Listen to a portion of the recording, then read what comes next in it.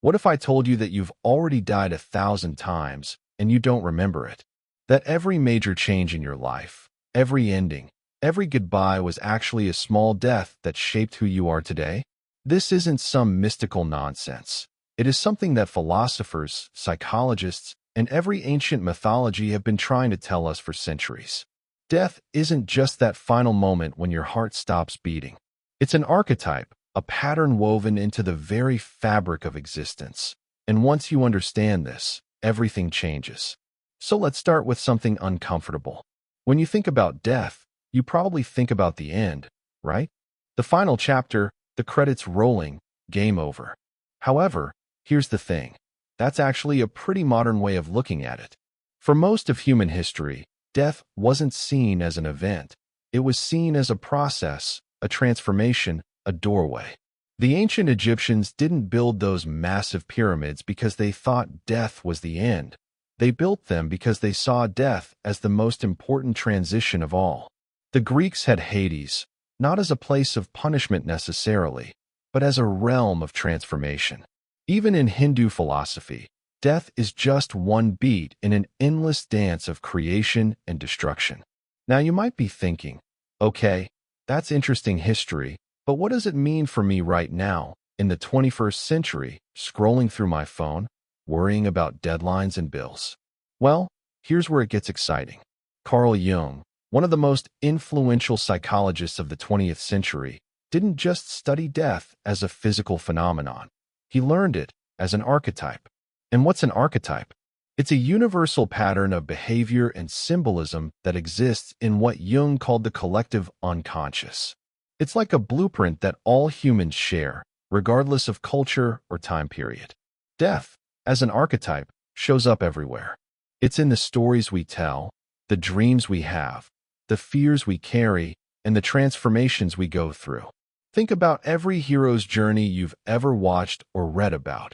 Luke Skywalker, Harry Potter, Frodo, even Simba from The Lion King.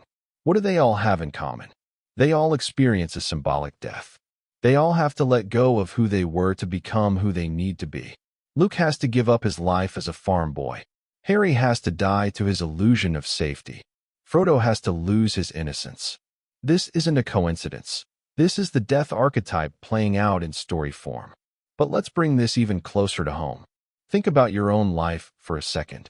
Think about the person you were 5 years ago, 10 years ago. Are you still that person? No, right? Something in you died. Maybe it was a relationship that ended. Maybe it was a dream you had to let go of. Maybe it was a version of yourself that just didn't fit anymore.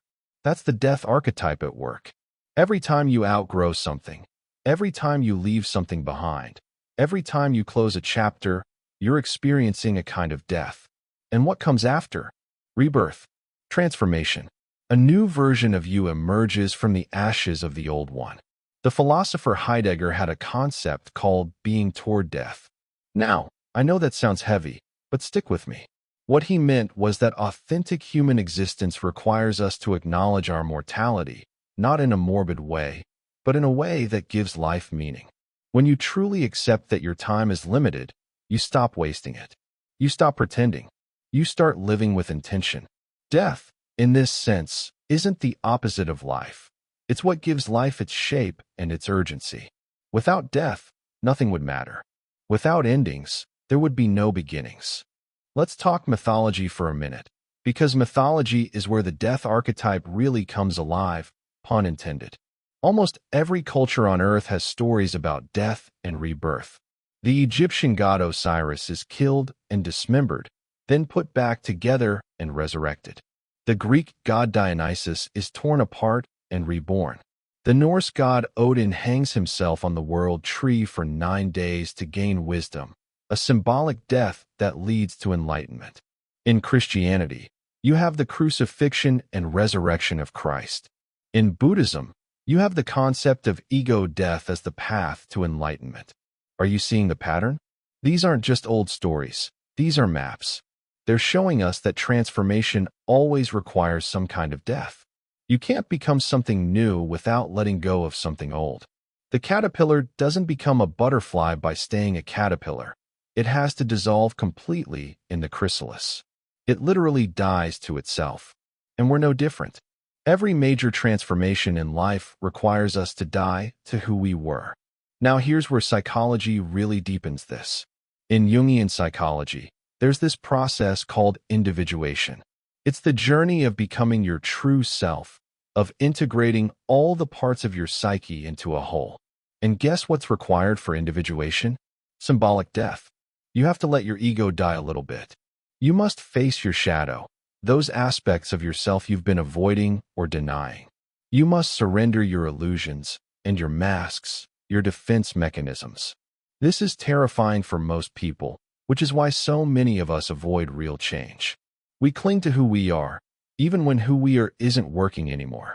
But the death archetype tells us something crucial. Death is necessary. It's not something to be avoided. It's something to be embraced. Not in a nihilistic way, not in a give-up-on-life way, but in a trust-the-process way. When you're going through a hard time, when everything feels like it's falling apart, the death archetype reminds you that this might not be an ending, but rather a transformation. The old is dying so the new can be born. Let me give you a practical example. Let's say you lose your job. On the surface, that's devastating, right? It's scary, it's uncertain, it threatens your security. But through the lens of the death archetype, losing your job is the death of one identity, one version of your life. And yes, it hurts, just like any death hurts. But what if that loss creates space for something new? What if that ending is actually the beginning of a path you never would have considered otherwise? History is full of people who got fired from one thing, and it led them to their true calling. Steve Jobs got fired from Apple, and it led to Pixar and eventually his triumphant return. Sometimes we need to die to the wrong thing so we can be reborn into the right thing. Or think about relationships. Breakups feel like death because they are a kind of death. The relationship dies, the future you imagine dies, and the version of yourself that existed in that partnership dies. And it's supposed to hurt. Grief is the natural response to death, any kind of death. But again, what comes after grief? Eventually, healing. Eventually, growth.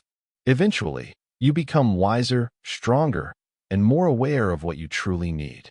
The death of the relationship wasn't the end of your story. It was a chapter break.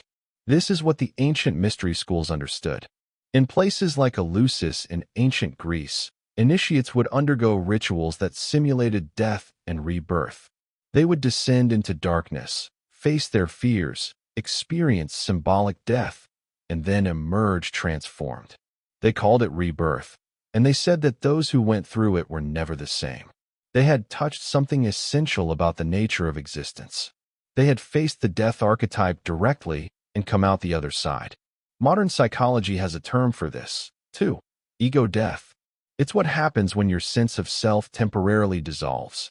This can occur through meditation, through psychedelic experiences, through extreme life circumstances, or through deep psychological work.